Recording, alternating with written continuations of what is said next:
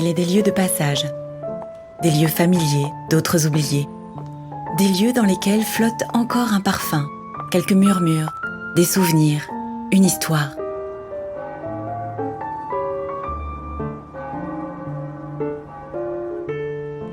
Notre histoire commence dans le quartier de Montmartre à Paris.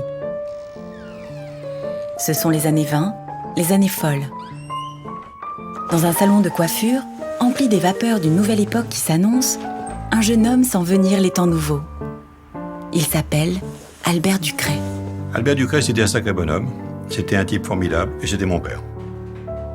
C'était un père attentif et surtout complice, avec moi.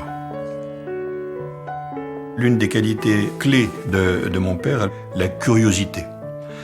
La curiosité et l'attention donc au monde qui l'entourait, qui lui permettait donc d'avoir un ressenti, une sensibilité qui certainement lui a été utile tout au long de sa vie. La formidable aventure d'Albert commence à 16 ans. Baccalauréat en poche, il quitte Nice pour conquérir Paris. Alors que la tradition familiale le prédestine à une carrière de médecin, il trouve un emploi de garçon coiffeur. Mon père n'avait aucun atome crochu avec le monde médical, mais la curiosité de ce qu'il voyait, de ce qu'il apprenait au sein des grands salons de coiffure était baignée dans la culture qui était celle de son père, le docteur Jean-Baptiste Ducret, qui était la dermatologie, et il échangeait assez souvent avec lui sur des choses qu'il constatait et sur lesquelles il se posait des questions pour savoir quelles solutions pouvaient être mises en place à ce moment-là. Albert apprend vite et il constate que rien n'existe pour le soin des cheveux. Il se lance alors dans l'aventure.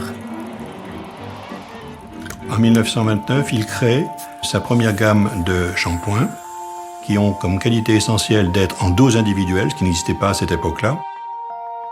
Je rappelle qu'à cette époque, on se lave les cheveux peu souvent et on se lave les cheveux au savon de Marseille. 2 ans plus tard, son intuition va beaucoup plus loin. Il invente de toutes pièces une gamme de shampoings qui se présente à ce moment-là sous forme d'ampoules individuelles en verre, à base d'excipients naturels, adaptés à chaque type de chevelure. Ceci n'existait absolument pas. C'est une révolution. Le soin capillaire est né. Les shampoings Ducret deviennent une référence. Le succès est au rendez-vous. Aux alentours des années 1950, mon père a une autre intuition. C'est de mettre en adéquation sa gamme de shampoings médicaux avec un circuit de distribution qui est celui de la pharmacie d'officine. Il faut se souvenir qu'à cette époque, la pharmacie d'officine est très traditionnelle et peu ouverte sur la cosmétologie. Et ça marche bien.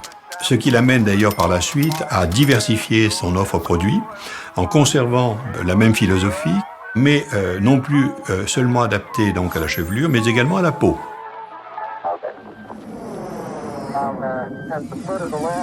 Nous sommes en 1969 et donc papa a 68 ans. Et je crois qu'il recherchait honnêtement quelqu'un qui puisse continuer son œuvre. Il a eu, à cette époque, la chance ou l'opportunité, je ne sais, de rencontrer Pierre Fabre. Et là, ce sont 2 hommes qui, selon moi, avaient beaucoup de points communs. C'était 2 hommes qui étaient des visionnaires et il était très clair que la vision de mon père était certainement entre bonnes mains avec Pierre Fabre. Le futur confirmera les espérances d'Albert Ducret. Et dès les années 70, Monsieur Pierre Fabre offre un nouvel élan à la marque. La création du shampoing Extra Doux en est la première étape. Développé pour apporter un maximum de sécurité, il permet à la marque de se tourner vers les médecins en leur proposant enfin un produit permettant de rééquilibrer et d'adoucir le cuir chevelu abîmé par les traitements irritants. Le grand public se l'approprie. Premier shampoing à usage fréquent, il devient un produit culte qui traverse les époques. Dans les années 80, forte de la confiance accordée par les médecins, la marque fait le pari du soin de la peau. Grâce à une formulation galénique qui est considérée comme un véritable exploit, Ictiane voit le jour. Dans ces années-là, les traitements de l'acné proposés par les médecins sont très agressifs. L'expertise clinique, une référence du groupe Pierre Fabre, permet de démontrer l'incroyable efficacité hydratante d'Ictiane. Les professionnels de santé prescrivent ce soin dermocosmétique et des générations d'adolescents trouveront une solution à leur peau asséchée et abîmée.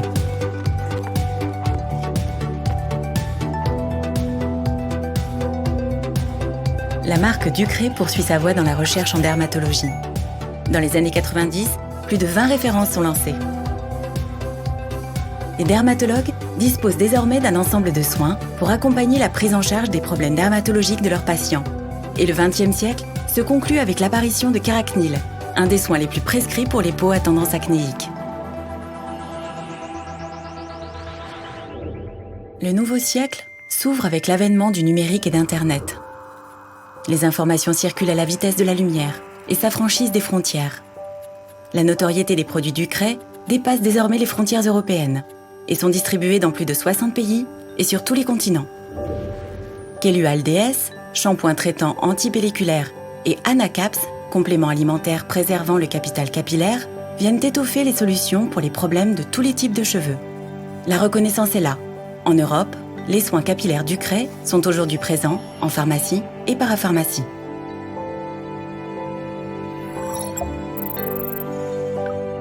À partir de 2010, Ducré entame une nouvelle phase de développement avec une conviction chevillée au corps, l'innovation utile.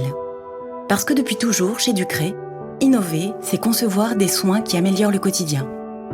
C'est croire que l'on peut toujours aller plus loin dans l'accompagnement des pathologies de la peau et du cuir chevelu. À l'instar de notre crème réparatrice apaisante, fruit de 11 années de recherche, qui est aujourd'hui le seul dispositif médical qui traite les lésions d'eczéma grâce à son effet pansement ultra hydratant. Co-concepteurs de nos produits, nos patients sont consultés en amont des phases de développement. C'est grâce à cette approche contributive, centrée sur le partage d'expériences des patients et des professionnels de santé, que Ducré réussit à améliorer la qualité de vie de ses patients. C'est donc tout naturellement qu'en 2020, Ducré aborde un nouveau tournant de son histoire et a la volonté de créer l'index de qualité de vie. L'objectif ? Mesurer précisément l'impact des désordres dermatologiques sur la vie des patients pour mieux les accompagner au quotidien.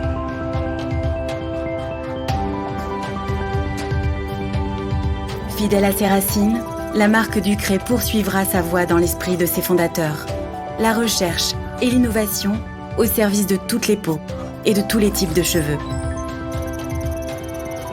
Les découvertes à venir seront sans nul doute les produits cultes de demain.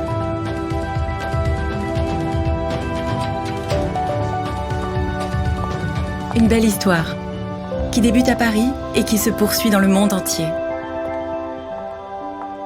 La marque Ducré, l'héritage de deux hommes qui avaient pour point commun de regarder dans la même direction, celle de l'avenir.